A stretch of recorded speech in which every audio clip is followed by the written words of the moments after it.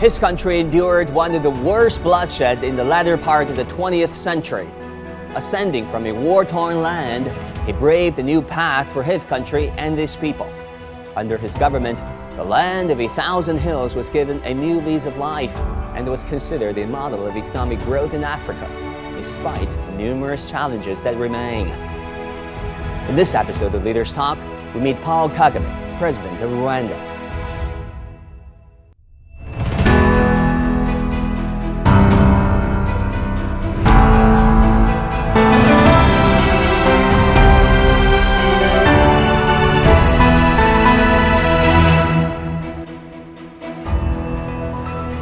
Hello and welcome to Leaders Talk, where we meet leaders, thinkers, and trailblazers. I'm Wang Wen in Beijing. Our guest today leads one of Africa's fastest growing economies, but that nation was a very different place a few decades ago. War, conflict, and genocide divided and defined that nation in the 1990s. Our guest spent his childhood in exile before becoming a guerrilla fighter and later a politician. In 2000, he was elected president and began the long journey of healing a divided nation. He's Paul Kagame, President of Rwanda. My colleague Peichun had this exclusive interview with President Kagame. Watch. Rwanda genocide was a painful memory for the country. From April to July of 1994, large-scale violent conflicts broke out between the Tutsis and Hutu ethnic groups in Rwanda.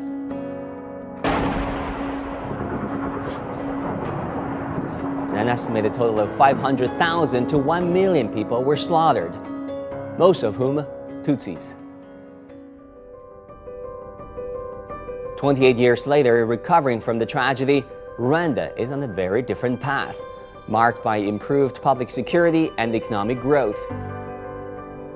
Since the beginning of this century, the annual growth rate of Rwanda's economy has been about 7%. Against the impact of COVID-19 pandemic, a World Bank report says that Rwanda is one of the 5 fastest growing countries in Africa. The country has a lot to work on, apparently, but many observers believe that Rwanda is back with a vengeance under the administration of Kagame.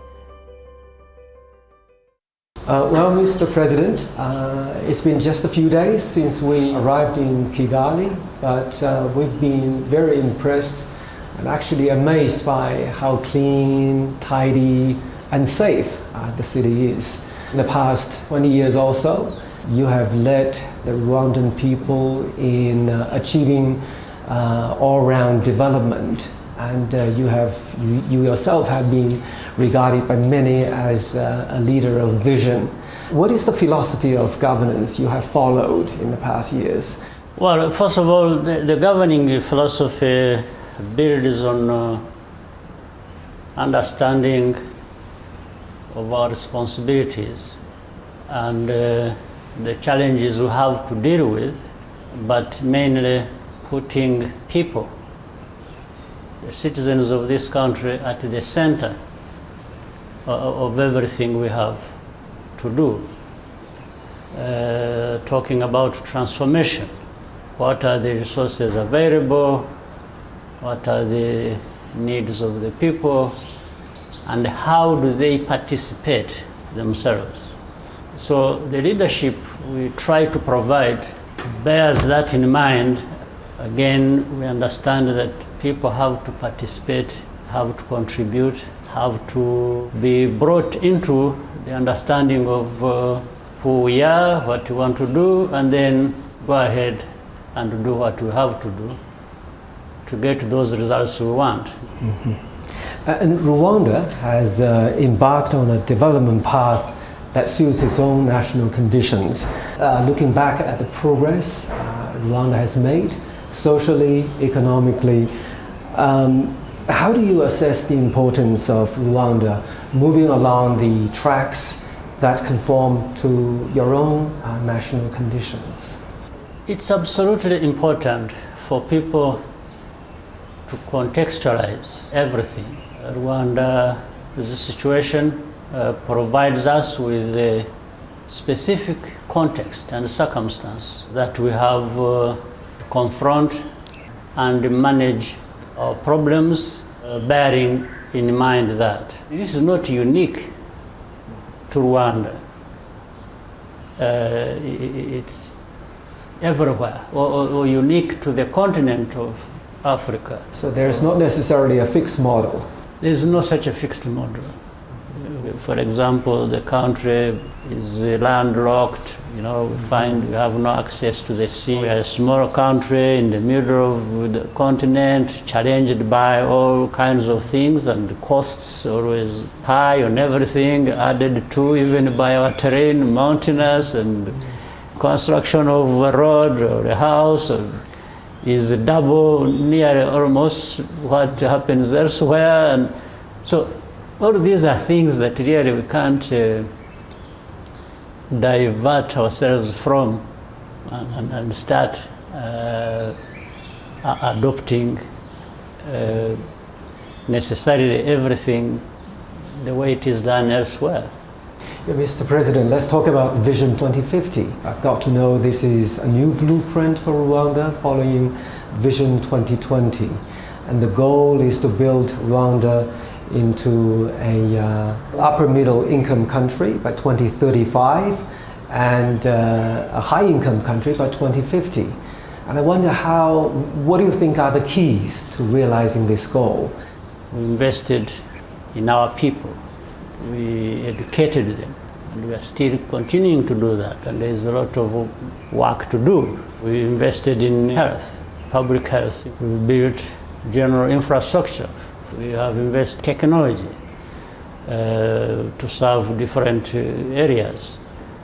Our people understand what to expect and what is expected of them in terms of their contribution. So we've done well in the last 20 years. The vision for 2020, beginning with 2000, maybe we didn't get 100% what we set out to do, but we are very close. Maybe we were at 85%. So that gap of 20 or 15% constitutes lessons for us. There are new things you have to deal with, so there is an overlap of filling these gaps that were left for the period past. But there are things you have to do as of now, and then thinking about the future. So we try to understand it that way, and also mobilize government and citizens to be able to see it that way, and it makes it simpler for everyone. And can China make contributions? Well, to begin with, China has already made a significant contribution to what we have already done. Looking at from 2000 to 2020, we had a vision for that period of 20 years. And in that, so many things have happened. China contributed to the modernization of our infrastructure. China has contributed to health, education, and other systems. So that is already significant, and we are grateful that has happened. And the country will continue to be open to international cooperation. That one is indispensable. That one we have to remain open to partnership, to embrace working with others and learning lessons from others, and even really mobilize investments, ideas, and from the rest of the world. But as we earlier talked about, we have to be mindful of the fact that we are addressing specific problems of a specific country. Since 1994, Rwanda launched a series of reform policies. Kagame's government has promoted national reconciliation, abolished the distinction between Hutu and Tutsi, and worked to heal the wounds of the Rwandans. But the Kagame government also faces numerous challenges ranging from poverty, inequality, and corruption. In 1994, there was no hope, only darkness. Today, light radiates from this place. How did it happen? Rwanda became a family once again. The arms of our people, intertwined, constitute the pillars of our nation. We hold each other up. Our bodies and minds bear amputations and scars, but none of us is alone. Together, we have woven the tattered threads of our unity into a new tapestry.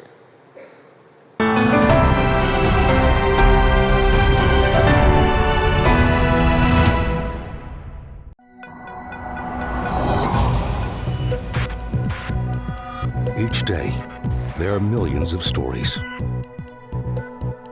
Each one can open new perspectives, new possibilities. Wherever you look, we are there. To see, discover, explore. We put the pieces together to find what really matters to you, all around the world, all around the clock. Our reporters are at home across the globe. From our headquarters in Beijing and production centers in Washington, Nairobi, and London, China Global Television Network. Stories from across the globe, reaching people across the globe. CGTN. See the difference.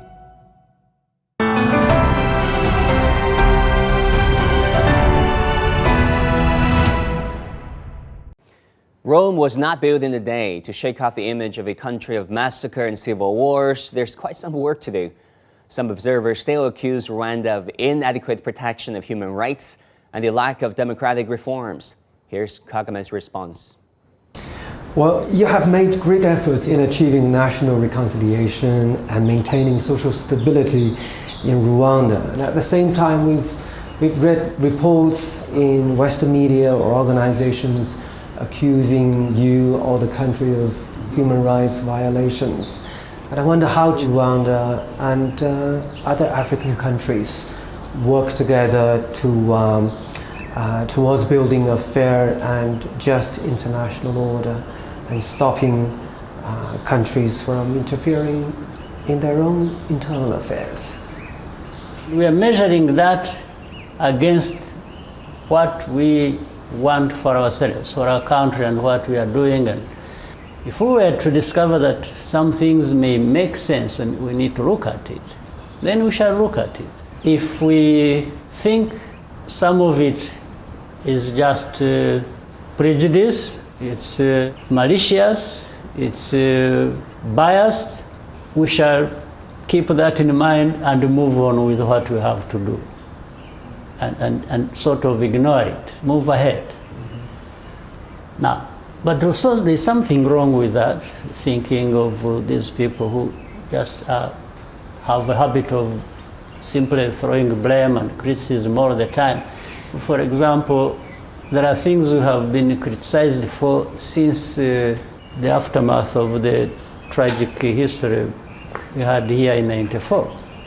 Even with all the changes that have happened in the last 28 years, they keep referring to the same thing, meaning they are completely blind of a situation that has changed. So then you can realize that, no, there's something wrong by those who are fond of making criticism. The aim is to bring you down or put you in a place where you stay permanently.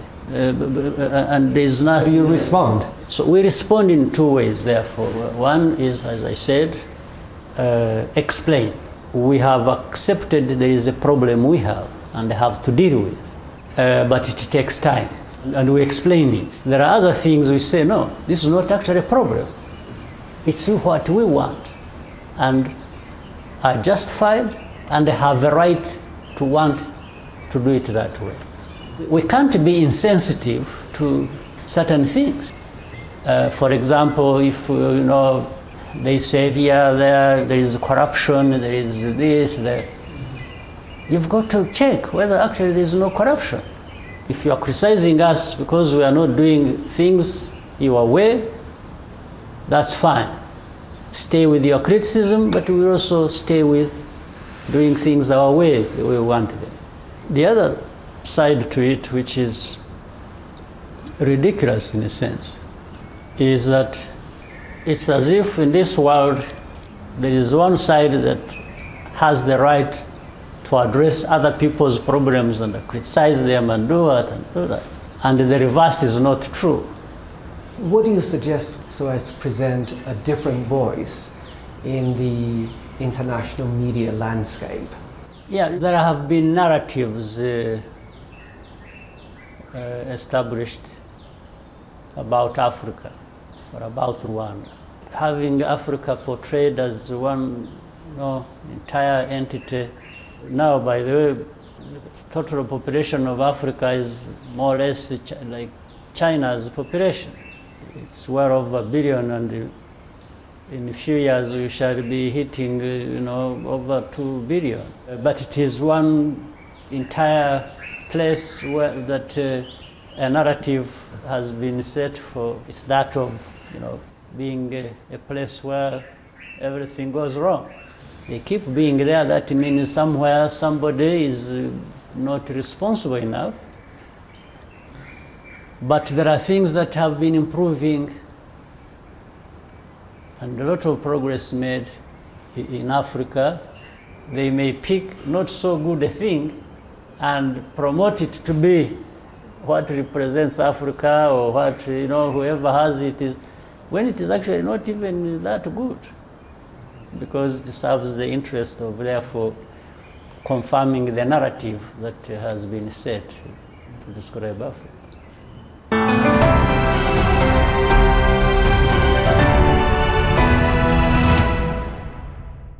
Since China and Rwanda established diplomatic ties in 1971, bilateral relations have come a long way. Chinese President Xi Jinping described bilateral ties as, quote-unquote, a friendship higher than mountains. During Rwandan President Paul Kagame's visit to China in March 2017, he also pointed out that China holds a special place in Rwanda's diplomatic relations. From infrastructure and healthcare to agriculture, education, and the Belt and Road Initiative, bilateral cooperation expands in scale and scope. China is now Rwanda's largest project contractor, and a large number of Chinese companies want to invest in Rwanda. The Amahoro National Stadium, built by a Chinese company, has become the go-to place for people in Rwanda to work out and to have fun. Chinese investment also went to the areas of the country's technical and vocational training programs. The China-sponsored Institute of Polytechnic Regional Center, Musaze Campus, has become one of the largest vocational and technical training centers in northern Rwanda. In addition, China is also Rwanda's largest trading partner. Rwandan products such as coffee and peppers have also made their way into the Chinese market. You visited China 6 times in the last 20 years. What comes to mind at the mention of China? What do you feel most strongly about the country? Well, China is a great country in many ways. The investment in their own people, the investments in all kinds of development, the infrastructure, the educated population, the technology development, and so this one you see with your eyes, you hear, you experience. So these are things that one can say have remarkably happened. And sometimes I imagine governing 1.4 billion people, keep the situation steady and move it forward, and it's not an easy thing. So there will be all kinds of challenges, and people will have to keep dealing with that. And now, Mr. President, let's talk about China-Rwanda relations. If you use one word to describe the current China-Rwanda relations, what will it be? It's collaborative. That is one word. But what I want to mean by that word is that China seeks to understand our view and want to support what we are doing by understanding what we want. That China would come and say to Rwanda that you need to be doing this. If we need any assistance or borrow from China, we borrow for what we want to do, not necessarily not what China wants us to do. That's why I say there is a collaboration, there is understanding of each other, there is mutual respect, if you will. That independence is left to us. Sometimes people have blamed China for, they talk about, countries having taken from China, huge, borrowed a lot and end up with the so-called debt trap. The so-called debt trap. It is not really China's fault. Sometimes should all be seen as being maybe the problem of the borrower. It's not for China to come and think for the borrower and say, you know what, you need to borrow for this, you need to do that. No, it is the borrower who has the responsibility to know what they are borrowing for. And sometimes maybe they have borrowed, maybe even for the right things, but ended up not exactly investing the way they should have, and things go wrong. I don't think this would be a problem of China. Your Excellency, you have met with President Xi Jinping quite a few times, and how do you describe your interactions with him? It's broad in the sense of the ground covered in terms of thinking and what the relationship between Rwanda and China holds and could result into in terms of, for example, my country, Rwanda, and the thinking generally of the working of the international systems, like the point we talked about, the independence with which countries have to operate, again, the sustainability of what we do, and the relationship and what we talk about and what we benefit from as Rwanda working with China, all seem to be quite in harmony, and that's why I have enjoyed many times having to deal with President Xi Jinping. Well, Mr. President, lately I've come to learn a long-standing Umuganda culture in your country. And it emphasizes mutual help and joint participation for common good. And we have a similar saying in China. When people are united, they can move a gigantic mountain to a new location. Do you think such cultural spirits have guided cooperation between China and Rwanda? Certainly, one resonates very well with the other.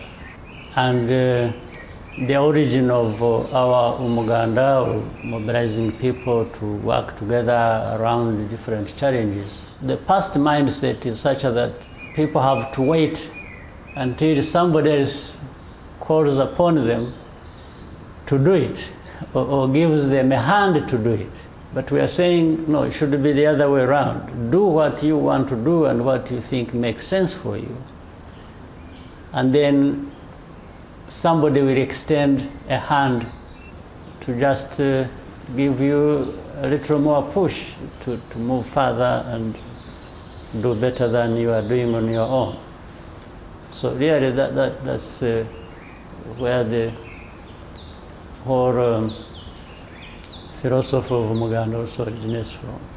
Well, Mr. President, many Chinese have a strong interest in Rwanda. For example, we lately reported on how Rwanda protects its mountain gorillas. And we received tremendous online feedback.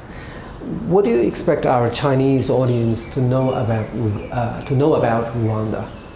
Well, that brings up it's tourism, it's conservation, which brings the whole idea of how we preserve our environment and the beings in that. Rwanda is open to beauty of the country and different, unique experiences. So for that, we need more money coming from tourism and from conservation to reinvest in sustainability of our environment.